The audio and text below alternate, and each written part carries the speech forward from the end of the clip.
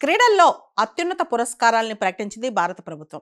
Major Dhyan Chand Khel Ratna awards 2024కి ఎవరెవరికి వచ్చాయి?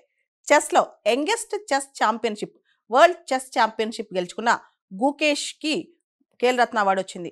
అదేవిధంగా హర్మన్ ప్రీత్ సింగ్ హాకీకి గాను ఆయనకి ఖేల్ రత్న అవార్డు వచ్చింది. మను బాకర్ ఈవిడ ఒక షూటర్, ఒలింపిక్స్లో ఈవిడికి 2 మెడల్స్ వచ్చాయి.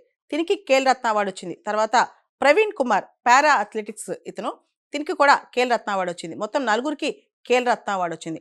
నిన్న క్రీడల్లో రకరకాల అవార్డ్స్ ప్రకటించారు. ముఖ్యంగా మేజర్ ధ్యాన్ చంద్ ఖేల్ రత్న అవార్డు ఎవరైతే స్పెక్టాక్యులర్గా అవుట్స్టాండింగ్గా స్పోర్ట్స్లో పర్ఫామ్ చేస్తారో, లాస్ట్ 4 ఇయర్స్ నుంచి కూడా పర్ఫామ్ చేస్తారో వాళ్ళకి మేజర్ ధ్యాన్ చంద్ ఖేల్ రత్న అవార్డు ఇస్తారు. మేజర్ ధ్యాన్ చంద్ అవార్డు అనేది ఇండియాలో క్రీడల్లో టాప్ అవార్డు అనమాట. అదేవిధంగా Arjuna award for out standing performance in sports in games అనమాట. దీనిలో quality of leadership, sportsmanship and sense of discipline అంటే క్రమశిక్షణ, టీమ్ స్పిరిట్, నాయకత్వం ఈ లక్షణాలున్న స్పోర్ట్స్ పర్సన్స్కి ఇస్తారు. గుడ్ పర్ఫార్మెన్స్, మంచి పర్ఫార్మెన్స్ గత 4 సంవత్సరాలుగా చూపిస్తుంటే కనుక అర్జున అవార్డు ఇస్తారనమాట. తర్వాత అర్జున అవార్డ్ లైఫ్ టైమ్ అని ఇంకొక అవార్డు ఉంది.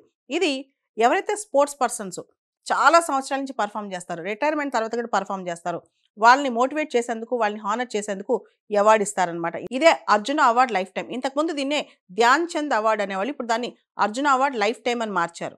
తర్వాత ద్రోణాచార్య అవార్డు అంటే స్పోర్ట్స్లో, గేమ్స్లో బెస్ట్ కోచ్కి ఇస్తారనమాట. దీన్నే ద్రోణాచార్య అవార్డ్స్ అంటాం. అదేవిధంగా మాకా ట్రోఫీ ప్రజెంట్ చేస్తారు. మాకా ట్రోఫీ అంటే మౌలానా అబుల్ కలాం ఆజాద్ ట్రోఫీ.